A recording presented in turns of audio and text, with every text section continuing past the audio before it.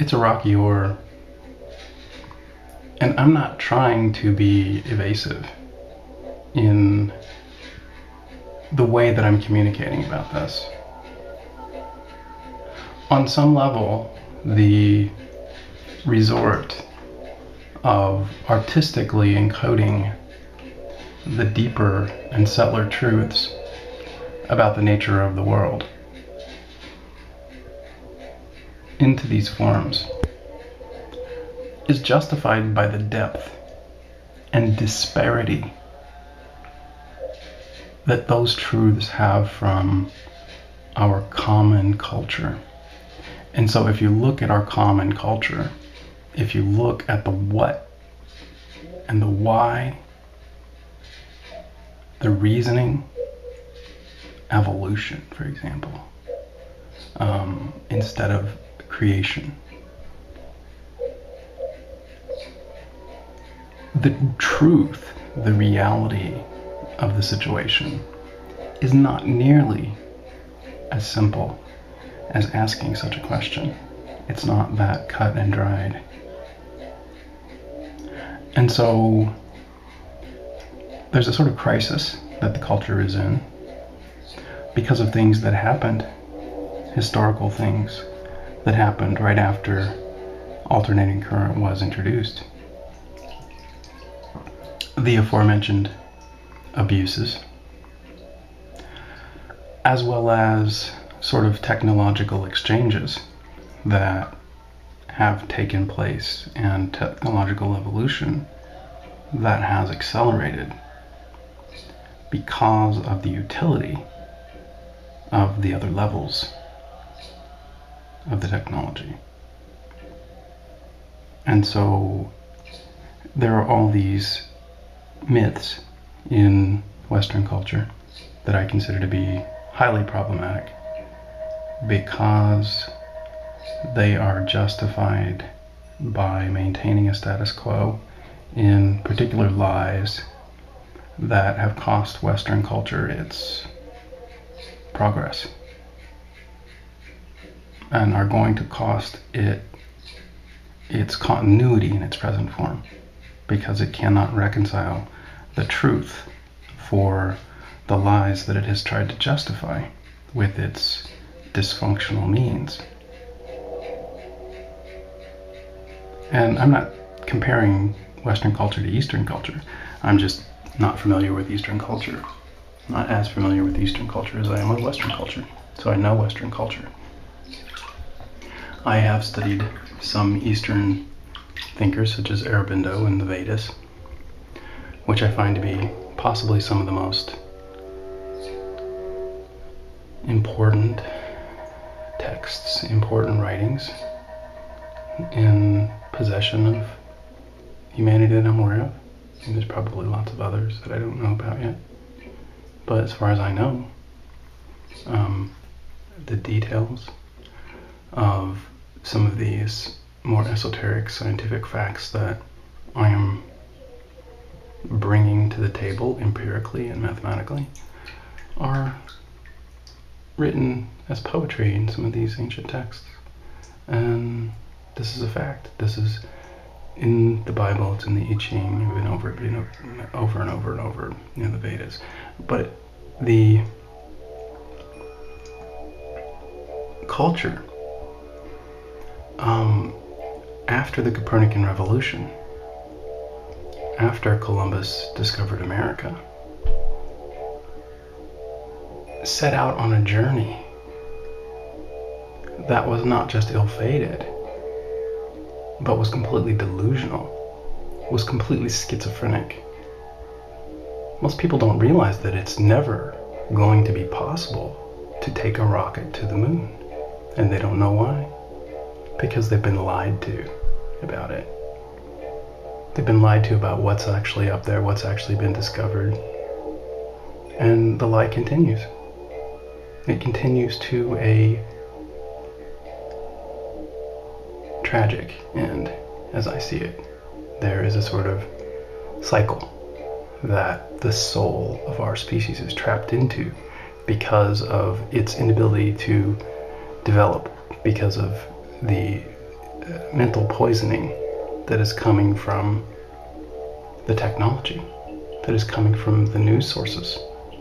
And these lies, this psychological torture, mental manipulation, deception about things that lead to corruption in ancient systems that are necessary for the continuity, for the maintenance of man's relationship with the sun, with the earth. Ancient things have been destroyed. When the United States went into Iraq, most people think, oh, it was oil, or oh, it was weapons of mass destruction, if they're really dumb. But if you ask the average American where Babylon is,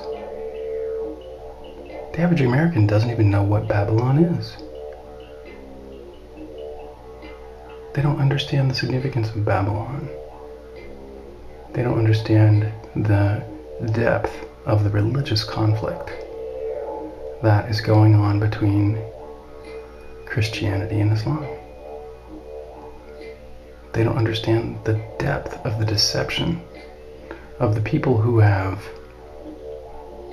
indoctrinated them to forsake the truth of the Son of God. And it has destroyed the relationship because it is a being. There is a unity in that being that has been disturbed because of the deceptions, because of the lies, because of the corruption. And I'm not saying that the end is near. I'm not saying that it's the end of the world. I don't think that's going to happen at all. But I think there are major, major changes ahead because of the damage that has been done. In fact, I'm certain of it. And I could try to go into depth about these things, but without a proper understanding of the nature of the things that I'm talking about, how could you possibly understand? You can't. Because you've been lied to. You've been brainwashed. And I can't help you. I wish I could.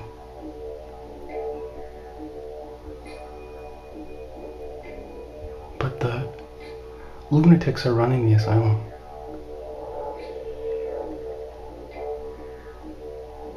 They're crazy. They are very crazy. They don't know what the world, they don't even know the shape of the world that they live on.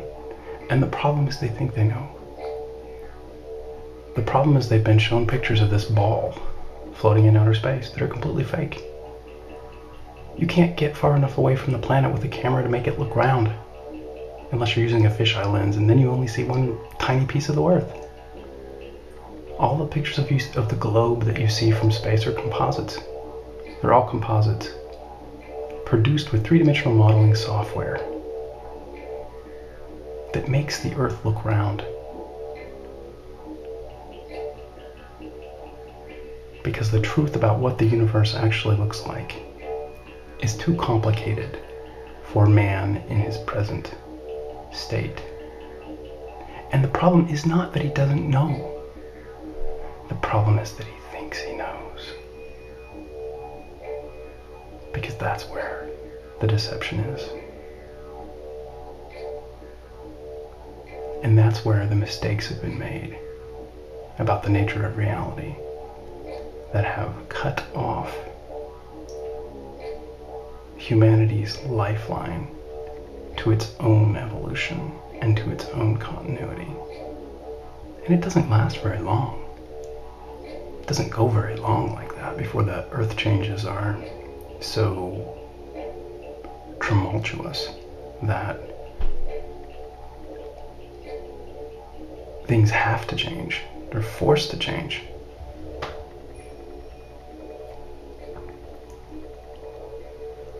And so this is where the huge disconnect comes in.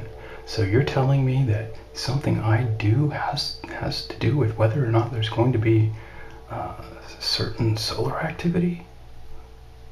The group You have a certain amount of control as an individual of where you go. But reality isn't what you think it is. It's not put together like you think. And as there are multiple versions, the freedom that you believe you have is derived from your ability to navigate among them.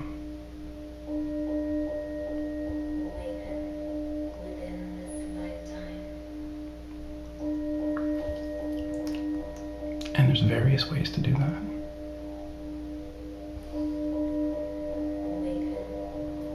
But you have to be conscious of that it's possible. And it's not a faith. It's not a blind faith. It's simply a matter of not dismissing what is real. And most people just simply can't handle that. They cannot break free of the deception. They cannot break free of the programming and conditioning and ignorance.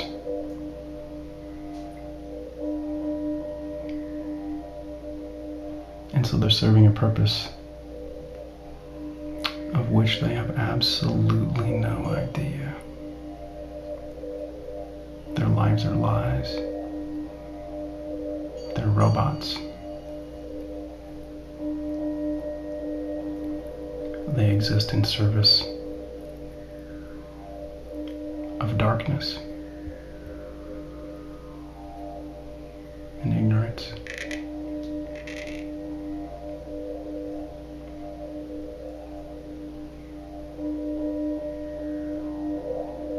And that is the deepest sadness of someone on a spiritual path. And that is something that is so hard to communicate to people.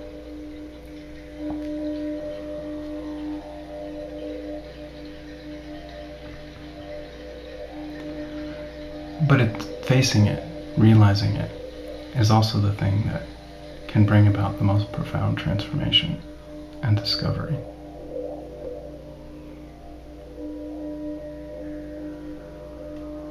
Allowing us to overcome the challenges